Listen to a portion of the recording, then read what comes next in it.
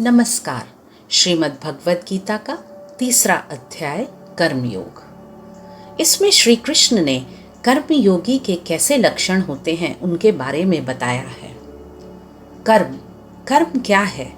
कर्म वो है जिसे करने से हमें अपने लक्ष्य की प्राप्ति होती है। कर्म को करने के लिए हम कैसे जानें कि हमारा लक्ष्य क्या है? अपने लक्ष्य को पहचानने के लिए हमें ज्ञान की आवश्यकता होती है। और ज्ञान हमें कैसे मिलता है? ज्ञान हमें तब मिलेगा जब हमें अपनी इंद्रियों पर वश करना आ जाए। इंद्रियां उन घोड़ों की तरह होती हैं जो एक रथ को चारों दिशाओं में ले जाने की कोशिश करती हैं और फलस्वरूप हम कहीं भी नहीं पहुंच पाते। वो सिर्फ हमें भटकाती हैं। इंद्रियों से जुड़ा होता है मन हमारे भीतर कल्पनाएं जगाता है, हमारे भीतर आशाएं जगाता है। और जब इस तरह की कल्पनाएं और आशाएं आती हैं तो हमारे मन में कुछ इच्छाएं पैदा होती हैं। ये इच्छाएं अगर पूरी ना हो तो हमारे मन में क्रोध आता है, और ये क्रोध ही है जो हमें पाप करवाता है। तो पाप का नाश कैसे हो? हम कैसे सुनिश्चित करें कि जो हमारा कर्म है वो पाप नहीं है? उसको पाप से बचाने के लिए हमें सबसे पहले अपनी इंद्रियों पर वश करना सीखना होगा। अगर हमारे मन में संयम है तो वो हमारी इंद्रियों को भस्म कर देता है, हमें सही और गलत की पहचान बताता है। यही ज्ञान है। इसी ज्ञान से हमारे भीतर विवेक पैदा होता है जो हमें बताता है कि इस समय हमें किस रास्ते पर चलना चाहिए, कौन सा रास्ता हमारे लिए सही है। और जो भी संदेह हमारे मन में आ रहे होते हैं उन सभी संदेहों को नष्ट कर देता है। तो कर्म करने के लिए हमें क्या करना चाहिए? हमें कर्म को एक कर्तव्य समझना चाहिए। हमें कर्म को एक यज्ञ की तरह लेना चाहिए।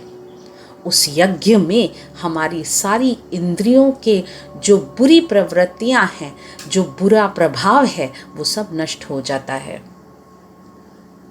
इंद्रियों को जीतने वाले, मेहनत करने वाले, श्रद्धा रखने वाले जो व्यक्ति होते हैं उन्हें ज्ञान हासिल करने में बिल्कुल भी समय नहीं लगता।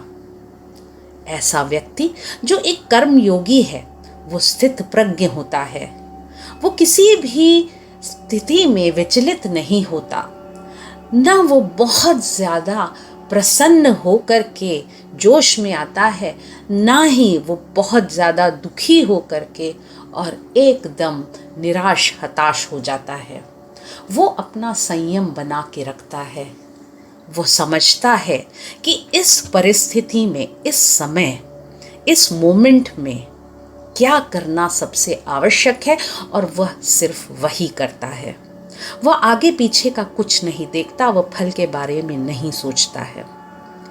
फल के बारे में यदि हम सोचने लगेंगे तो उससे हमारे कर्म पर प्रभाव पड़ेगा।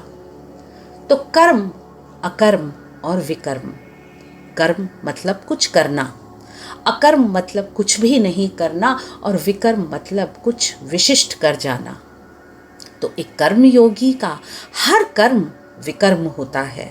हमें प्रयास करना चाहिए कि हम जो भी करें उसका प्रभाव हमारी ज्ञान की वृद्धि करने में हमें दिखाई दे, उसका प्रभाव समाज की भलाई के लिए हो, उसका प्रभाव हमारे अपने प्रोग्रेस के लिए हो, उसका प्रभाव इस प्रकार से हो कि हमारा जीवन पहले से अधिक बेहतर होता रहे।